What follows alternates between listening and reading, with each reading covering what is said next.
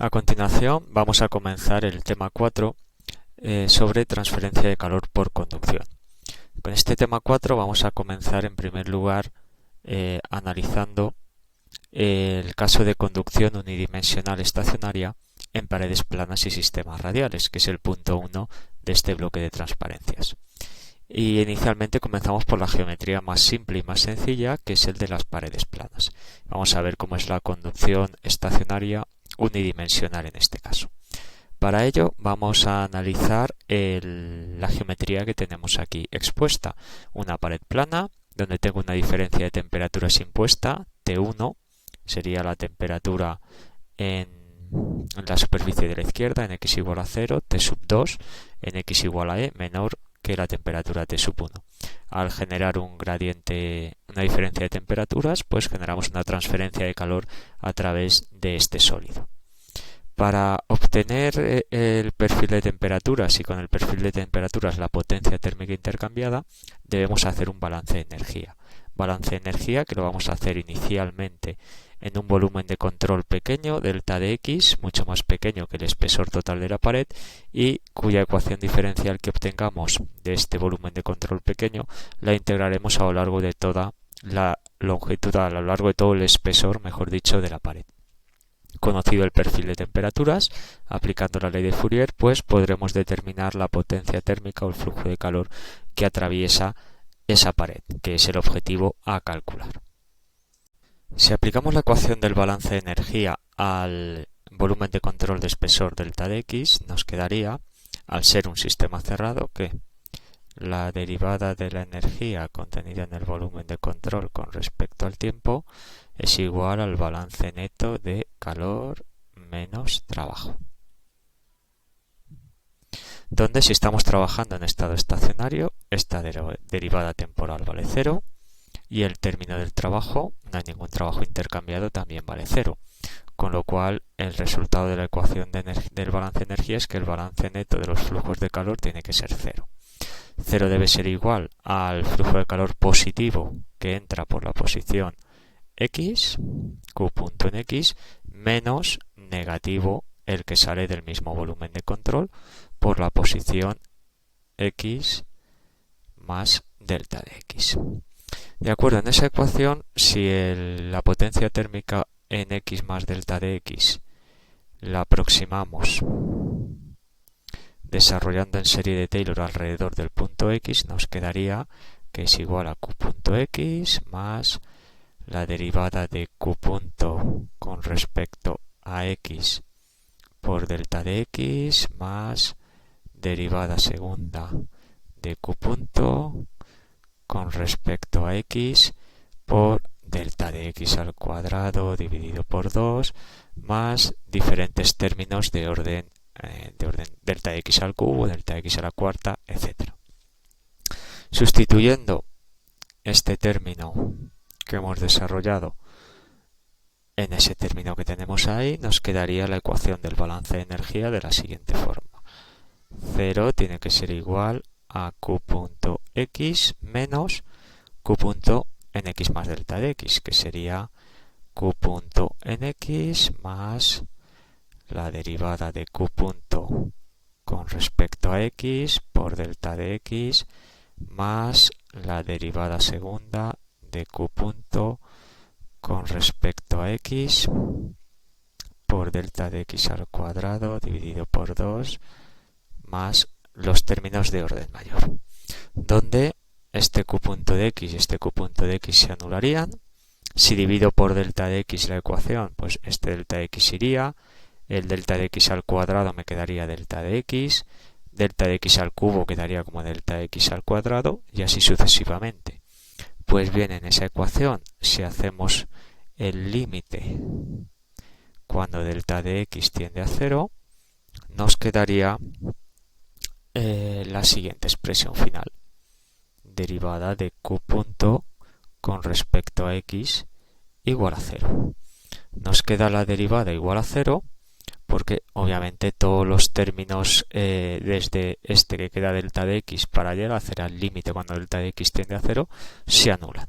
Y como sabemos que la potencia térmica intercambiada por conducción debe cumplir la ley de Fourier, pues esto tiene que ser igual a menos conductividad térmica por el área por la derivada de la temperatura con respecto a X.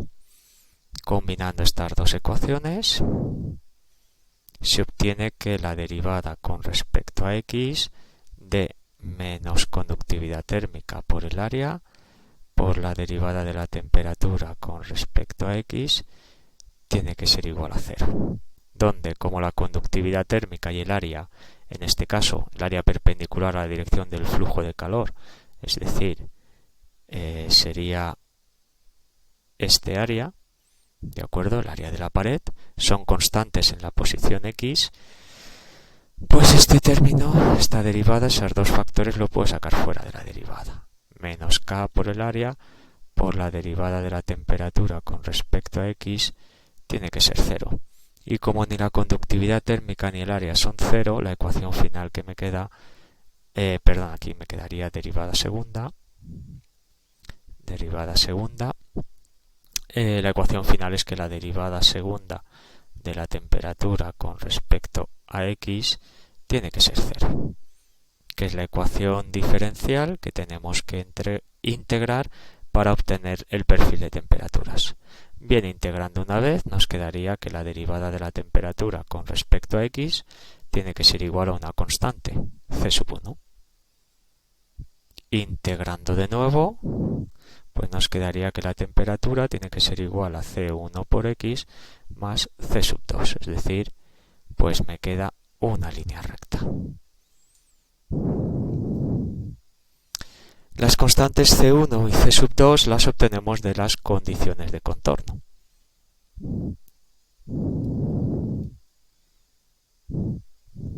Condiciones de contorno.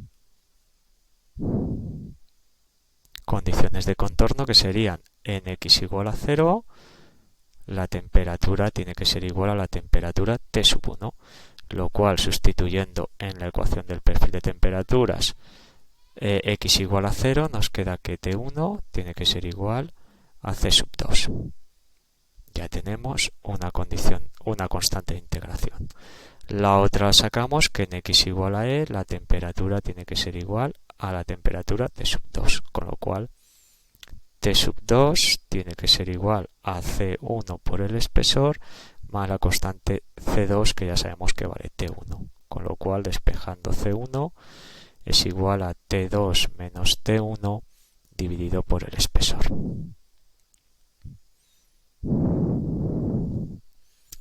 Sustituyendo en la ecuación del perfil de temperaturas nos queda que la temperatura es igual a T2 menos T1 dividido por el espesor por X más la temperatura T1, que la enmarcamos aquí de color rojo. Sería la ecuación del perfil de temperaturas. En este caso, pues una línea recta, como sabemos, que pasa por las dos temperaturas, T1, T2, que es la línea recta que aparece ahí marcada. Para determinar la potencia intercambiada que está atravesando la pared, pues aplicamos la ley de Fourier. Si quiero determinar la potencia térmica, pues tal y como hemos visto en el desarrollo de la ecuación, sería simplemente la potencia térmica, ley de Fourier, menos conductividad térmica por el área por la derivada de la temperatura con respecto a X. Esa derivada hemos visto que valía la constante C1, que es igual al final a menos K por el área por T2 menos T1 dividido por el espesor. Es decir, la potencia térmica intercambiada la puedo expresar como T1 menos T2, ¿vale? Meto el menos que tengo aquí en la diferencia de temperaturas, dividido por el espesor, conductividad térmica y por el área. Y aquí tendríamos la expresión que permite calcular la potencia térmica intercambiada a través de una pared plana. Bien, vista la demostración, pasamos esta transparencia un poco más rápido. Se ha obtenido que la derivada segunda de la temperatura tiene que ser igual a cero, que una vez integrada pues se obtiene la ecuación de una línea recta. En una pared plana, en estado estacionario, el perfil de temperaturas es recto entre las temperaturas de los dos lados de la pared, T1 y T2. Y según la ley de Fourier, pues se obtiene que para esta geometría la potencia térmica intercambiada estacionaria es igual a la diferencia de temperaturas, T1 menos T2, multiplicado por la conductividad térmica por el área y dividido por el espesor. Esa expresión de la conductividad térmica que tenemos aquí, en el flujo de calor, pues se puede expresar como una diferencia de temperaturas en el numerador, potencia térmica a un lado, y todo lo demás lo agrupamos en el denominador. Y ese denominador se le llama resistencia a la transferencia de calor por conducción. Bien, en este caso esta resistencia de esta ecuación pues sería el espesor dividido conductividad térmica por el área, que tiene unidades de Kelvin dividido por vatio si hacemos el análisis de dimensiones de esa expresión.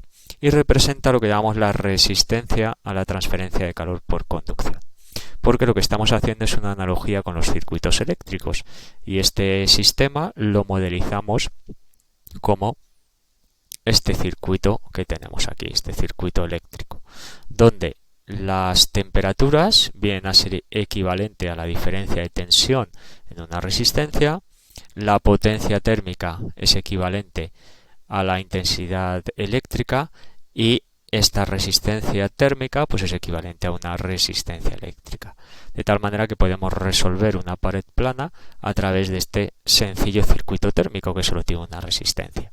Obviamente con una única resistencia pues no tiene tampoco mucho sentido intentar dibujar el circuito eléctrico, pero vamos a ver que cuando tenemos varios materiales y varias resistencias de varios mecanismos intercambiando calor un poquito más adelante, veremos que este concepto de resistencia térmica es muy útil para resolver problemas en estado estacionario, donde podremos colocar diferentes resistencias en serie o en paralelo en función de la geometría.